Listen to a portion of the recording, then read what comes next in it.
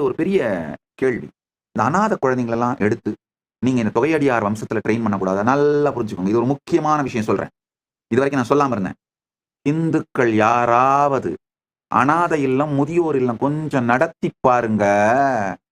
அப்புறம் தெரியும் உங்களுக்கு எவ்வளவு பிரச்சனை குடுக்குறாங்கன்னு. ஓப்பனா சொல்றேன். இந்தியாவுல அநாதை இல்லம் நடத்துறதும், முதியோர் இல்லம் நடத்துறதும், இந்துக்கள் நடத்த முடியாத மாரி ஒரு மிகப்பெரிய மாஃபியா வொர்க் பண்ணுது. அந்த டீப் ஸ்டேட் கேங்கு, அந்த டீப் ஸ்டேட் ஹிந்துக்கள் எந்த அநாதை இல்லத்தையோ, குருகுலத்தையோ, முதியோர் இல்லத்தையோ நடத்தி அவர்களுடைய சனாதன இந்து தர்மத்தை வளரச் செய்து விடாமல் மிகப்பெரிய வேலை பண்ணுது. செஞ்சு பார்த்து அடிபட்டு இருந்தா இந்த கேள்வி கேட்க மாட்டீங்க. செய்யாம இருக்கிறதுனால இந்த கேள்வி கேட்கறீங்க. அது அவ்வளவு எளிதில்லைங்கயா.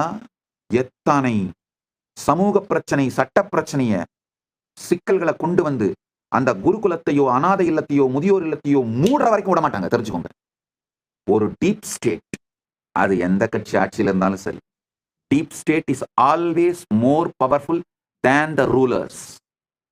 ஆள்பவர்களை விட பலம் வாய்ந்ததுதான் டீப் ஸ்டேட். அதாவது ஆள்பவர்களையே முடிவெடுக்கிறதுக்கான பிரஷர் கொடுக்கிற சூழ்நிலைகளை உருவாக்குற பலம் வாய்ந்த டீப் ஸ்டேட் இருக்கிறதுனால இதை பத்தி நான் வாயை திறக்காம இருந்தேன். நீங்க கேட்டதுனால வேற வழி இல்லை, உண்மையை சொல்றேன்.